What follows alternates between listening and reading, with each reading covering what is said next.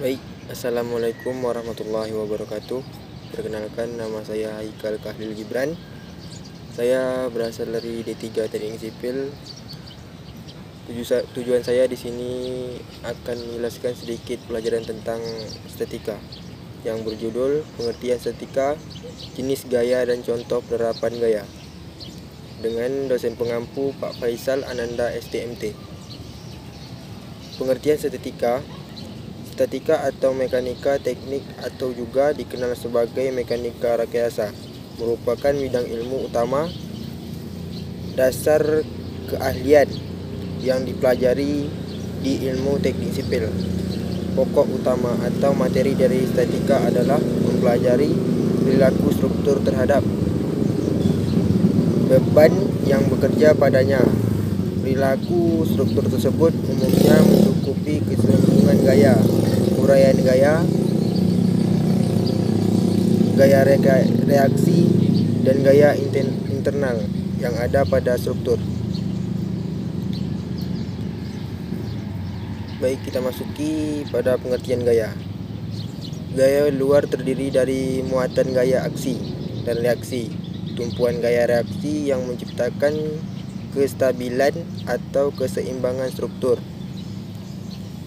Muatan yang membebani suatu struktur ditambatkan oleh konstruksi ke dalam tanah melalui pondasi gaya-gaya dari tanah yang memberikan perlawanan terhadap gaya rambut tersebut dinamakan reaksi tumpuan.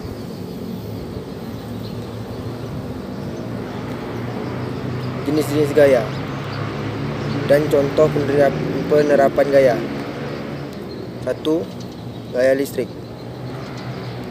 Gaya listrik merupakan gaya yang dihasilkan benda bermuatan listrik. Gaya listrik juga sering dimanfaatkan dalam kehidupan sehari-hari. Kids. Contoh gaya listrik adalah kipas angin, lampu yang menyala di lemari es.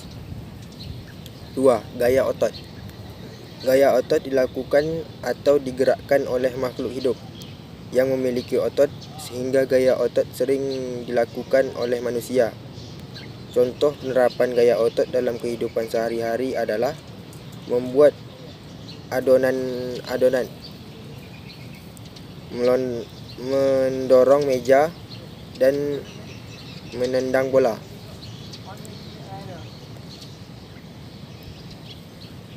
3. Gaya gravitasi. Gaya gravitasi sering juga disebut dengan gaya tarik bumi. Gaya gravitasi adalah kekuatan bumi untuk menarik benda-benda ke bawah. Contoh dari gaya gravitasi dalam kehidupan sehari-hari adalah ketika melempar koin ke atas, maka akan jatuh ke bawah. Jatuh koin ini dikarenakan adanya gaya tarik bumi atau gravitasi. Kids. 4. Gaya magnet. Gaya magnet adalah gaya yang dihasilkan oleh magnet. Contoh dari gaya magnet adalah menarik benda logas seperti jarum dan paku.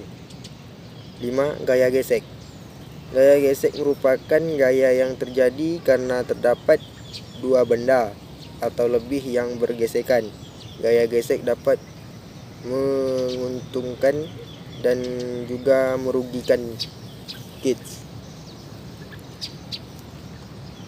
Baik, sekian itulah penjelasan dari saya tentang pelajaran estetika, dan saya akhiri.